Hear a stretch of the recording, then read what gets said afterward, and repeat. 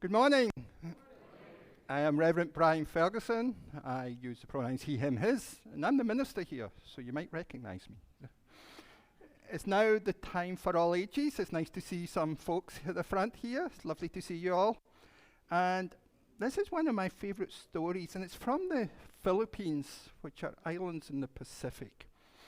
And not quite sure of the origins, and so I'm kind of adapting this story, and the title of it's The Parts of the House That Argue. Have you ever heard arguments between parts of your house? I have. Yep. Well, so this story is about this religious community, and they're not getting on too well with each other because everyone thinks they're more important than everyone else. The minister thinks he's the most important person, and of course he is. And the president of the congregation thinks he's the most important person, and he is. But then the musical director thinks she's the most important person, and everyone thinks she is. But everyone, the people who work there, they think they're the most important person. And so it's really, they start arguing over it. And the church hears all the people in the congregation arguing. And then the parts of the building, the parts of the church start to argue. The roof says, I'm the most important part of the church because I protect everyone from the rain. We've had a lot of rain recently. Anyone get wet? Just me? Okay. Thank you, Lee. You and I are the only ones that got wet. And I see some people came with the wellies, so I think you prepared for the rain for this trip. So, yeah. So some said the roof, but the walls said, well, we're the most important part of the church because without the walls, we couldn't protect you from the wind, and the roof would just fall down. And then the floor said, no, we're the most important part of the building because we connect the walls to each other. And then the door said, you're all useless. Without me, no one could get in or out. And then the windows looked at this and thought, well, maybe I'm not that important because all I do is let light in. But that allows people to see out and people to see in. So they were starting all these different arguments about we're the most important part of the church, we're the most important part of the building. And the people in the church heard this and thought, that's ridiculous, you're all important. Without the roof, without the walls, without the floor, without the door, without the windows, you wouldn't really be a building. And then they thought about this, and all the people in the church said, yeah, this community would be useless without each one of us because we all contribute to make this. So there's no use arguing about who's the most important because in a community we're all important. And that's why we're talking about interdependence today. And interdependence is this idea that each of us are important. Like, I had my breakfast this morning, and I'd love to think I made it myself. But you know what? The cereal I bought, I don't know who made that. The fruit that was picked, I don't know who made that. The yogurt, I didn't make that. I just put it all together. So even before we leave the house in the morning to make breakfast, we've all been dependent on people throughout the world. And that's the idea of interdependence that we're going to be talking about today. And to really recognize that humility that you have, that I'm so dependent on others, it takes a lot of vulnerability to realize I'm not that independent as I thought I was. I'm far more interdependent on others. And that's what this religious community is about. We all contribute to make this the place it is. So thank you so much for listening. We'll sing you out now to your religious education class, and I hope you have fun. So a reflection on the theme for this month. I spend a lot of my life trying to look like I know what I'm doing. And no surprise, this has gotten me into a bit of trouble over the years. Often it's with other men when we do that traditional man bonding conversation thing, and especially when I'm feeling insecure. So if we're on sports, I'm good. I can name you the entire starting lineup of the 1975 Minnesota Vikings, and you can test me on that at the end of the service. But on things like car engines and plumbing, I am out of my league. So there's this great scene from this movie from the 1980s called Mr. Mom. Michael Keaton is in it, a hugely underrated comedic actor. Go check it out, you young people. And in this movie, he's been laid off and his wife takes a job since he can't find one.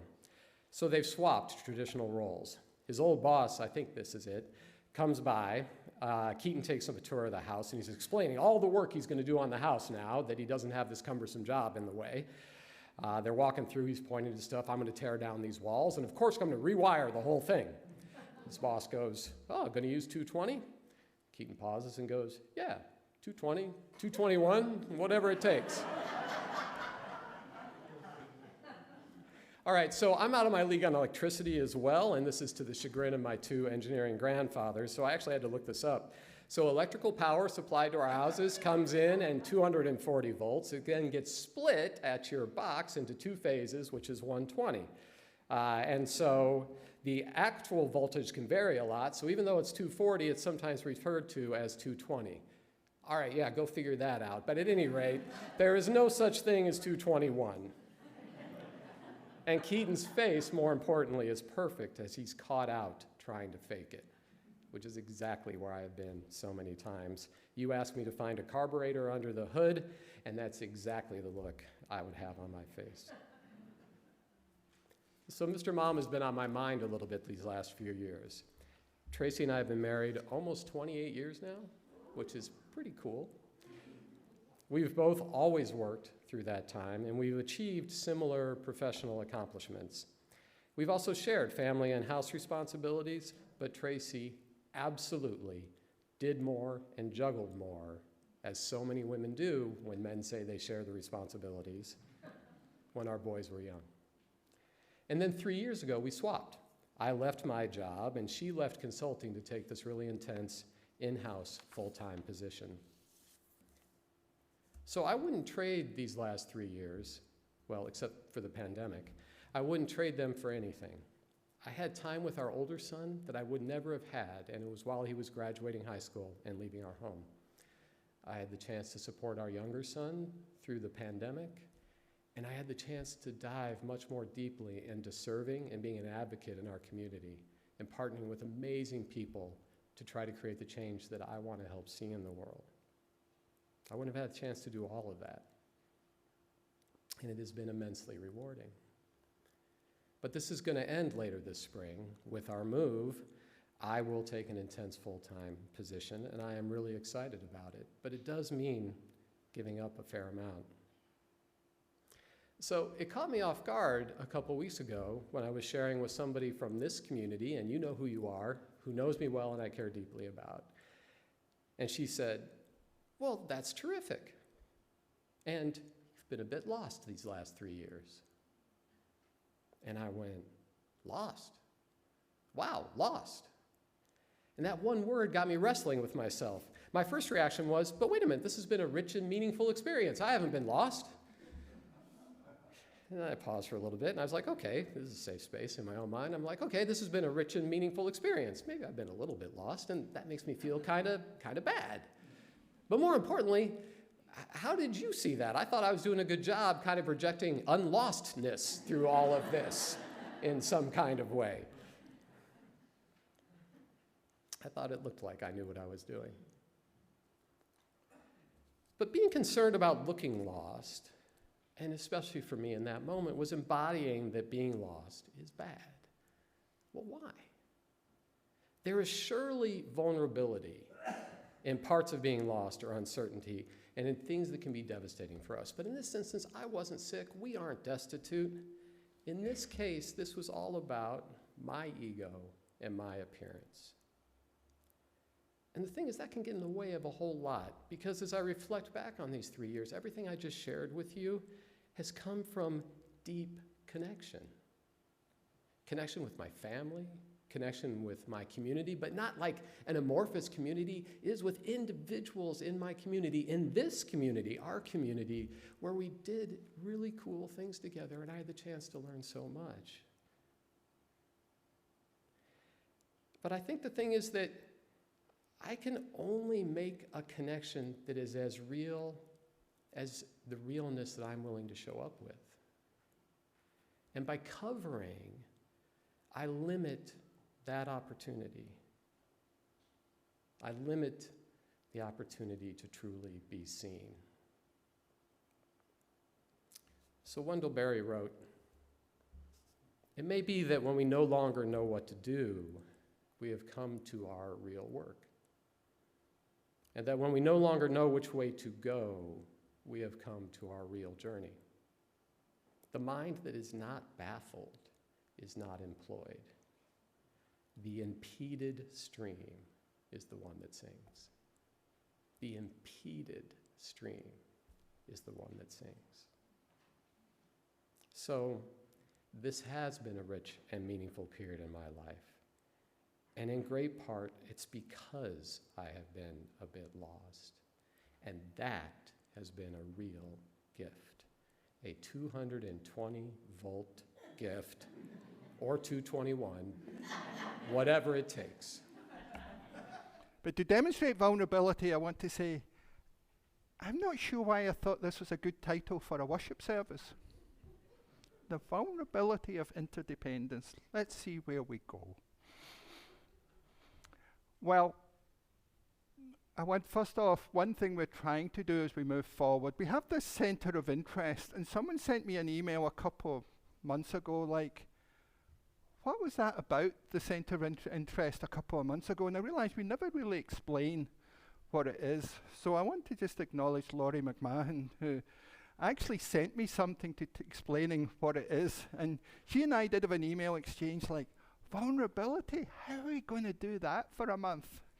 But Laurie says that this is the idea of the center of interest is the vulnerability of making new connections. Each spring with every new beginning, nature puts its vulnerability on display as it forges new connections. Let's do the same. So thank you, Laurie. That's beautiful. So, test for you. Complete the following sentence. Vulnerability is... Yeah, I thought so. Asking for help. Daring, doing something where failing is the most likely outcome. Trying something new. Being baffled, as Chris. I'm always vulnerable in that case. Sharing an unpopular opinion. Admitting that you're afraid. Standing up for yourself. Engaging in anti-racism work. Being accountable. Asking for forgiveness. Having faith. And here's the real vulnerability. Talking about your faith as Unitarian Universalists. Vulnerability at its root is, are you capable of being wounded? Your willingness to expose yourself emotionally where you may be harmed. Vulnerability is uncertainty, it's risk, it's emotional exposure, and most importantly, it's as Brené Brown said, it's the capacity to be courageously authentic. And one of the things I want to explore, this idea of interdependency, is a huge aspect of Unitarian Universalism. And yet, we are probably one of the most individualistic religions there is. So there's a real tension there. We love that individual freedom to, Unitarian Universalists apparently, I didn't know this, can believe whatever we want. No, we can't. We're an ethically based religion. You can't believe anything you want. You cannot be sexist and be a Unitarian Universalist. You cannot be racist. You cannot be homophobic or transphobic. And we all have those behaviors, but we want to do something about it and overcome them. That's what makes us Unitarian Universalists. We covenant to overcome our isms. At last year's Unitarian Universalist General Assembly, I can't remember who the speaker was, but you can look it up on the internet and you'll find proof, but the idea of pulling yourself up from the bootstraps, the origin of that was, it was meant to be sarcastic because it was to suggest an impossible accomplishment. You can't pull yourself up from the bootstraps. If you tried it, you'd look ridiculous. But what does pulling ourselves up from the bootstraps mean now is that idea of the self-made man who did everything themselves. But none of us are self-made. None of us are self-made.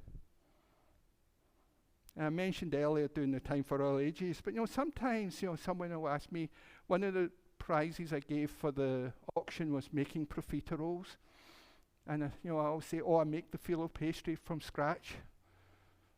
No, I don't. I don't grow the wheat. I don't refine the sugar. You're getting hungry, aren't you? I don't make the chocolate from scratch. These are all I pull them together. None of us are self-made. None of us are independent. We are interdependent before we get out of bed in the morning. And I think it's important to say that we are interdependent. It's not even a question. The vulnerability is recognizing it and admitting it and living into it with humility. Our lay worship leaders demonstrate vulnerability from this pulpit every Sunday by getting up there. One of the biggest fears for most people is speaking in public. Our lay worship leaders maybe don't do it for a month or 2 months and they get up here and do it. The musicians that we just heard get up there and share it. That's vulnerability we see up here in this chancel every Sunday. And I was talking to Dawn at a one-on-one last week, and I was asking, I'd really like you to give a reflection, Dawn. I think the congregation will do it. I've never seen so much fear in my life. Speaking in front of the congregation. Dawn plays the piano, she sings, and we all see her, but speaking in front of it. It was almost as much fear as I would have if I was asked to sing in front of the congregation. So. And don't even get me started in playing the piano. Because I think there's something that we can be vulnerable when we feel confident. When we feel we've got something to offer, we've got a skill. And we often talk about how our lay leaders are so vulnerable. But it's an interesting, there's been studies done about when we respect vulnerability. We respect vulnerability when we have respect for the person, when we think of them as competent. When someone like Chris gets up here and shares his vulnerability, we all go, wow, I didn't expect that. That's really vulnerable of him. But what about those of us who don't have so much confidence, who maybe we don't know? Do we give them the same praise when they're vulnerable? These studies say that we only really respect vulnerability when it comes from people who we see as competent or accomplished. And as a religious leader, I find that deeply disturbing, because the people who need our most help in our society, the people who need our most help in our community, are those that maybe have got a crisis of confidence, who are struggling, who have had hardships. And when they share vulnerability, do we see the courage that it takes for them to do that? I'm not sure. And I think that's something we all need to explore. Are we willing to embrace the courage and vulnerability of everyone in the community and not just those we respect? It wouldn't be proper to have a worship service about vulnerability without quoting Brené Brown. Those who know her will see the funny side of that. Brené Brown is considered the expert in vulnerability. She's a social work professor in Houston, Texas, and she says this: yes, we are totally exposed when we are vulnerable. Yes, we're taking a huge emotional risk when we allow ourselves to be vulnerable, but there's no equation where taking risks, braving uncertainty, and opening ourselves up to emotional exposure equals weakness. We cultivate love when we allow our most vulnerable and powerful selves to be deeply seen and known. And when we honor the spiritual connection that grows from that offering, we grow in trust, respect, kindness, and affection.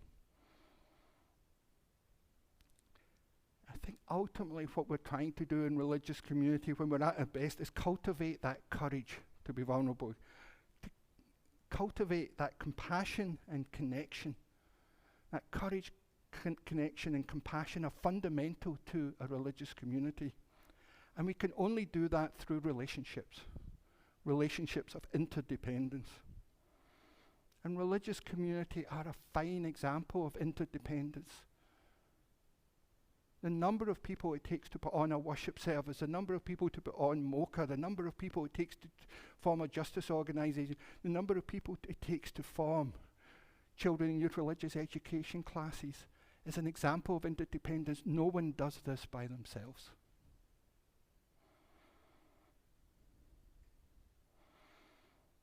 And I think one of the best stories around interdependence is some story you're familiar with, but you probably don't think of it as a story of interdependence.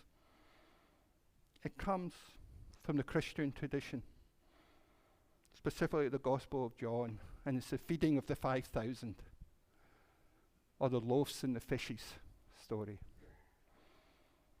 Now, in Orthodox Christianity, that's considered a miracle story. It's proof that Jesus was divine. I think it's a beautiful story of interdependency. And interdependency is one of the new values that we're looking to replace our 7 principles with. And this is what this proposed statement says. And if you look at the back of the order of service, I've listed the updated values. The 7 values of love, interdependence, pluralism, justice, transformation, generosity, and equity. Interdependence says this: we honor the interdependent web of all existence. We covenant to cherish the earth and all beings by creating and nurturing relationships of care and respect. With humility and reverence, we acknowledge our place in the great web of life, and we work to repair harm and damaged relationships. But if you look under generosity, there's also a plug towards interdependency. It says our generosity connects us to one another in relationships of interdependence and mutuality. Our generosity connects us to one another in a relationship of interdependence and mutuality. So back to the loaves and the fishes. Most of you know the story. Jesus had this gathering. There was 5,000 people there. And they had 5 loaves and 2 fish. And the disciples said, we need to end this meeting. We need to end this gathering and send people home so they can eat before it gets dark. And Jesus said, what do we have? He said, well, one young boy has 5 loaves and 2 fishes. And he says, well, bring it to me. And he blesses it and says, now go and feed people. And so they go and feed people, and the food never runs out. And then when they come back, they've got 12 baskets of food left over. So that's a miracle story, if you want to look at it that way. The reason I think it's an interdependent story, and it's also a story of vulnerability. Jesus was confident he could feed 5,000 with that. Now, can you imagine if he'd been wrong? The riots that would have taken place. We'd have this story of this crazy Galilean who thought he could feed 5,000 people with 5 loaves and 2 fish. I don't think we'd be talking about it now. But I actually think it's a story of generosity, because I struggle with supernatural miracles. It's not part of my religious belief. But what I do believe is people can inspire generosity in others. And I like to think that people realized they did have food, they did have extra bread, they did have cheese, they did have fish, they did have various things they could breed. People looked in their pockets, and there was an interdependency there because they realized they were inspired to be generous, and that was the interdependence. So I like to think of that the feeding of the 5,000 as an example of people inspired through generous interdependence to care for one another, to feed each other, to nurture one another. And I think it's a great example of what religious community can be. The other thing that strikes me about that story is not seeing it as a story of physical resources, but seeing it as a story of spiritual resources. physical resources, we act very strangely as human beings. We tend to think of physical resources being infinite and spiritual resources being finite. Where really it's the opposite. Our physical resources are finite. Our spiritual resources are not. It's probably one of the most renewable resources we have. We can be more compassionate, we can be more loving, we can be more kind, we can be more justice-oriented. Those are spiritual resources that have no limits, and I'm totally aware of compassion fatigue. I think we all feel that. But that's why we're in community, because when I reach my limit of compassion and kindness, I know someone here, someone online will be out there being compassionate, being kind, being loving, and inspire me to do so. That's the interdependence of religious community. We all can't be the beacon of love, compassion, and justice that I talk about every Sunday from here. Sometimes we need to let others do the work, and that is interdependence. And the vulnerability to step back and let others do the work, or the vulnerability to step forward when no one else is doing it and you feel it needs to be done. That's the vulnerability of interdependence, and religious community is the most interdependent and vulnerable place you can be if you want to fully live into it.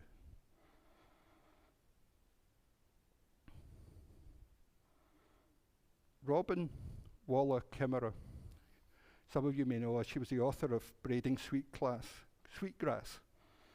And she says this: cultures of gratitude must also be cultures of reciprocity. Each person, human or not, is bound to every other in a reciprocal relationship, just as all beings have a duty to me, I have a duty to them. If an animal gives its life to feed me, I am in turn bound to support its life. If I receive a stream's gift of pure water, then I am responsible for returning that gift. An integral part of a human's education is to know those duties and how to perform them. Those are the words of Robin Waller Kimmerer, and I really recommend reading Braiding Sweetgrass if you've not read it. And I think it speaks to the three cores of religious community: that social connectedness, that mutuality, and that reciprocity that we have in religious community. And we are a community of mutuality, and it's not about we erase our individual differences. We embrace them and we amplify them and we love each other for our differences. There's a distinction between individuality and individualism. And I think that's a mistake that many of us think when we worry about losing our freedom. We are free to have the individuality, but we make compromises to be part of a religious community. Being in any community requires compromises, and I make no apologies for that. We all come here, we listen to the music, we listen to this. We know there's compromises to be part of a religious community, but the mutuality, reciprocity, and the social connections is worth it to each of us. I want to end with a story from the Jewish tradition, a story of interdependency. An old rabbi asked his students how they could tell when night had ended and day has begun. Could you be, asked one of his students, when you see an animal in the distance and can tell whether it's a sheep or a dog? No, answered the rabbi. Not a talkative person. Another asked, is it when you look at a tree in the distance and can tell whether it's a fig or a peach tree? No, answered the rabbi. Then what is it, his students demanded? It's when you can look in the face of another man or a woman and see that is your sister or brother. Because if you cannot see this, then it's still night. So I invite us all to embrace the day of interdependence versus the night of independence.